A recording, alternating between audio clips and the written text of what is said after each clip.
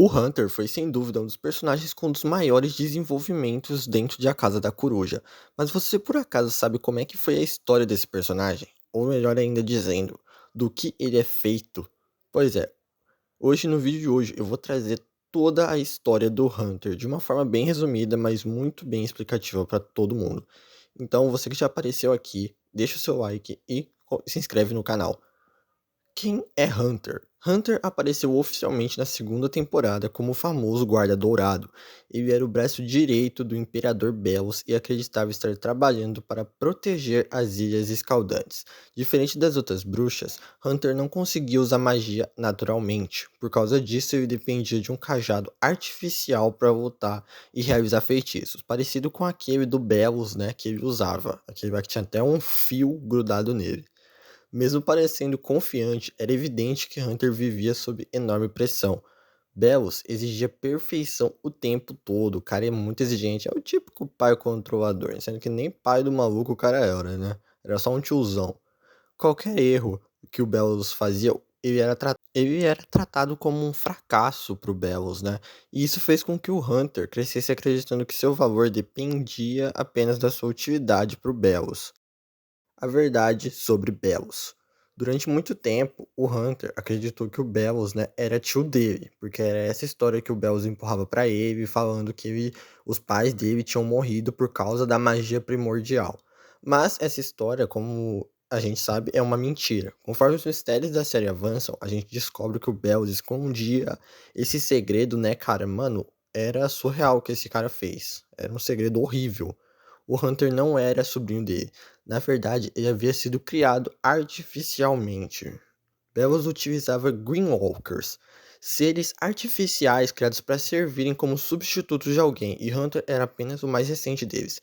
Tanto que uma coisa horrível sobre os Greenwalkers que eu descobri pesquisando é que para criar um Greenwalker você precisa de uma parte daquele que estava morto, né? Ou seja, ele pegou uma parte do irmão dele, que ele tinha matado. O segredo dos Greenwalkers. A revelação mais chocante veio quando Hunter descobriu que ele era uma cópia de Cabe Whitbane. Cabe era o irmão de Belos. Ao longo dos anos, Belos criou diversas versões dos irmãos dele. Quando algum deles se rebelava contra ele, ele era descartado, ou seja, morto. Tanto que tem um diálogo que o Hunter vê nas lembranças do Belos, né? Que era inclusive com o Belos conversando com o coletor. E o próprio coletor pergunta pro Belos se o Belos já não estava fazendo Greenwalker só porque o Belos gostava de matar. E o Belos não responde, em vez disso ele ri, parecendo que ele viu mesmo, né? Que ele gostava. E isso, inclusive, era mais pura da verdade, porque o Hunter não foi o primeiro. Houve vários guardas dourados antes dele. A Kikimora mostra pro King quando eles estão lá descendo na cabeça do Titã. E todos eles tiveram um destino trágico. Todos os guardas dourados morreram. Tanto que quando o Hunter descobre isso, ele percebe que toda a sua vida foi construída sobre mentiras. Seu passado, sua família, sua identidade, tudo era uma manipulação criada por Belos. Pô, não é à toa que o maluco usava chifre, né? O cara era o diabo em pessoa. Flapjack e a mudança de Hunter. Em meio a toda essa dor, surgiu alguém muito importante, né? Que foi o Parisman Flapjack, ou Panqueca, né? Pra tradução, que é muito engraçado. Flapjack foi um dos primeiros a chegar a Hunter como uma pessoa, não como uma ferramenta.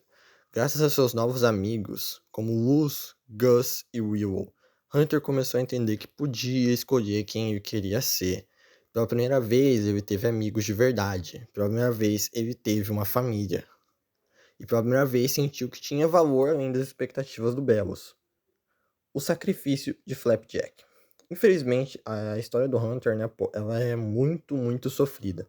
Tanto que durante o confronto contra o Belos no mundo dos humanos, lá no cemitério, o Flapjack se sacrifica para salvar a vida dele. Foi um dos momentos, tipo, mais tristes e emocionantes de toda a série, porque, cara, todo mundo deve ter chorado. O Hunter, né, isso devastou o Hunter, mas também deu força para ele continuar lutando, tanto que o Hunter não podia fazer magia sem o Flapjack. E quando o Flapjack morre, ele meio que transfere os poderes dele pro Hunter. Ele passa os poderes dele para ele.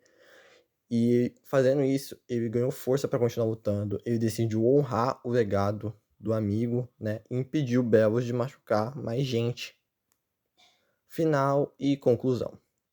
No fim da série, o Hunter finalmente encontrou paz. Ele deixa pra trás o título de guarda dourado, ele constrói novas amizades, aprende a ser ele mesmo e descobre que não importa como nasceu. O que realmente importa são as escolhas que ele fez, né? O que levou ele para esse caminho. Tudo isso é o que realmente importa pra ele. E, cara, essa história do Hunter, ela é de fato surreal. Porque Tchau House, ela de fato, ele tem esse negócio. Ele começa como um desenho. Tipo assim, você pensa que vai ser só mais um desenho infantil. Tanto que isso é visível nos pôsteres da série. Só que conforme avança e esse personagem é introduzido, cara, você percebe o quão sombrio realmente esse mundo é. Porque a Dana Terrence, ela criou esse mundo. E, cara, você percebe que ela de fato queria aprofundar mais essa parada. Eu falei isso no primeiro vídeo, no vídeo da Emmett, que a terceira temporada foi reduzida, mas eu queria muito ver mais desse mundo.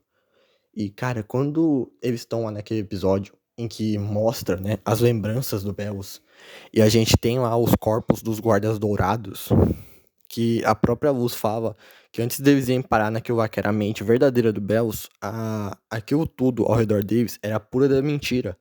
Foi construído sobre as mentiras dele. E, cara, você pensa, de fato, o quanto a história do Hunter é horrível. Porque na terceira temporada, o Hunter começa a ter esses flashbacks, né? Que ele começa a ver o Caleb lá andando no reino dos humanos, né? Ele se olha no espelho, ele vê o Caleb, ele toma um susto.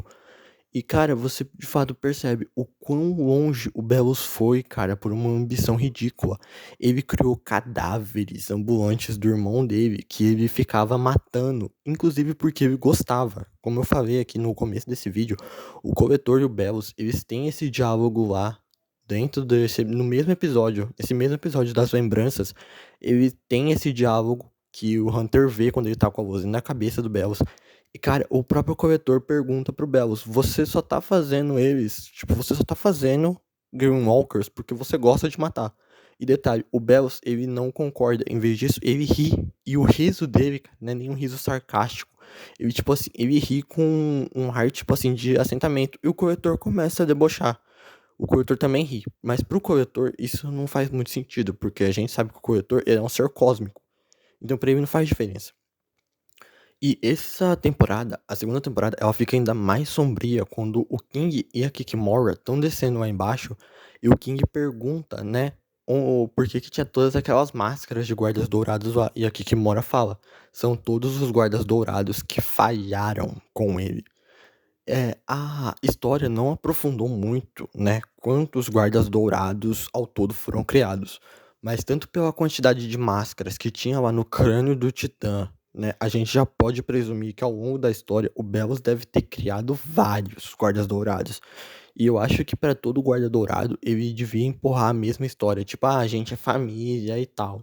Só que como a gente já sabe a história dos irmãos Whitbane, né, o Caleb, no caso, ele se apaixonou por uma Cloudthorn, uma bruxa Cloudthorn, ou seja, uma ancestral provavelmente da Ida e da Lilith.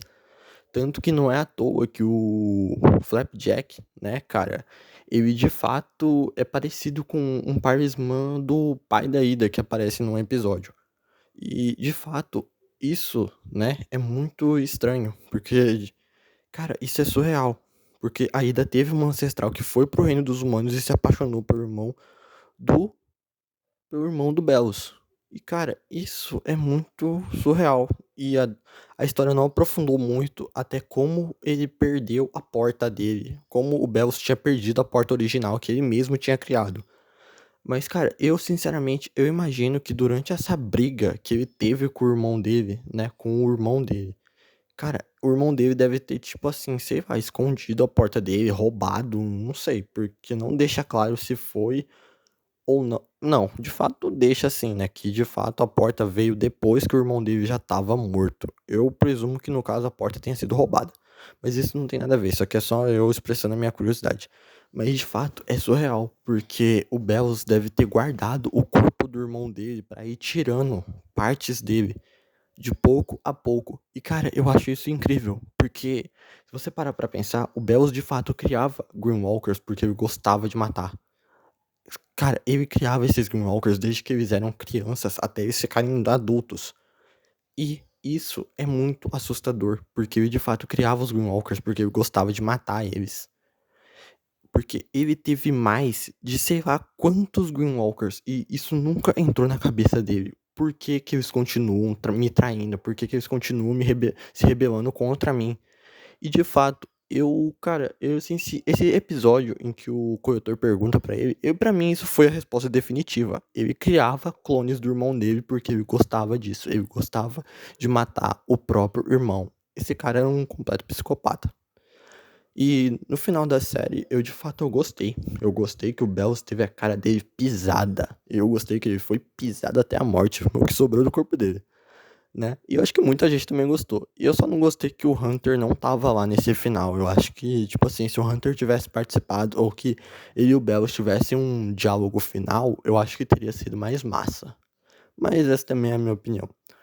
Bom, esse vai ser o final do vídeo. E espero que vocês tenham gostado. Esse vídeo aqui ele deu um pouquinho de trabalho pra fazer. Ele não ficou tão parecido assim com o da Emmett, que eu coloquei, né? Eu vou colocar um pouquinho mais imagens porque eu tô com medo dos vídeos serem roubados. Pois é, eu descobri às vezes que eu só posso colocar trechos muito pequenininhos dos episódios, porque senão o vídeo corre o risco de ser derrubado por direitos autorais. Mas eu espero que vocês tenham gostado. Se você gostou, deixa o seu like, se inscreve no canal e comenta aqui embaixo o que mais que eu posso trazer aqui de curiosidade ou de história de outros personagens desse universo. Falou, até mais.